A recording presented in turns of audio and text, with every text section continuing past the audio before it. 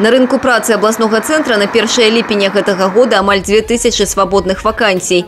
Аднак для того, каб запоўніць большасць, патрэбна наяўнасць такой жа колькасці кадраў адпаведных спецыяльнасцей.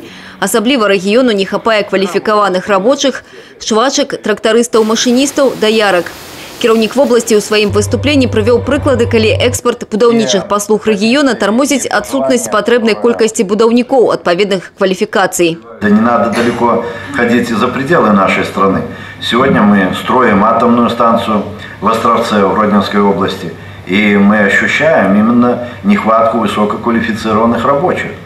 Поэтому эти специальности, я считаю, в будущем они будут востребованы. И нам надо в этом плане серьезно работать. Причины у неэффективности профориентаційной работы и отсутности стратегичного планирования с уликом потреб рынку. Задача пересмотреть политику учебных заведений в плане подготовки кадров, изучить заказ регионов на специалистов и на основании этого строить системную целенаправленную работу. Проблема масштабная и характерная для усёй республики на разных узроўнях адукацыі. Да прыкладу, эканамістаў сёння рыхтуюць аж 28 ВНУ Украины. Аб планах пазбавіць універсітэты ад канкурэнцыі гаварыў дырэктар дэпартамента контролю адукацыі Министерства адукацыі Беларуси Владимир Зданович. Я ехал к вам на педсовет и размышлял на эту тему. Вузы Брестщины работают в крайне тяжелых условиях, не таких, как другие вузы. Во-первых, им конкуренцию составляют столичные университеты. Туда идет часть абитуриентов. Российский вектор. Рядышком находится Польская республика.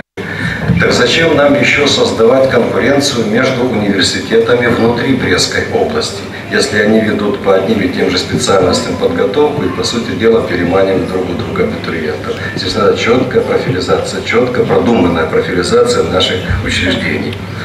Абмеркавалі на нарадзе і шэраг іншых змен, што рыхтуюцца на рэспубліканскім узроўні. У прыватнасці вяртанне да ўсеагульнай сярэдняй адукацыі. Усе навучэнцы прафтэхадукацыйных устаноў змогуць яе атрымліваць. Тым часам з назваў саміх устаноў захаваюць толькі одну. Отказаться от профессионально-технических колледжей, лицеев и назвать все одним словом «колледж». И это правильно, потому что уже сейчас сложно отличить колледж от профессионально-технического колледжа. Они реализуют одни и те же образовательные программы, начиная от общего среднего и заканчивая средним специальным образованием. У межах аптымізацыі адбудзецца аб'яднанне устаноў сярэдняй спецыяльнай і прафесійна-тэхнічнай адукацыі. У іх могуць рэалізоўвацца розныя адукацыйныя праграмы.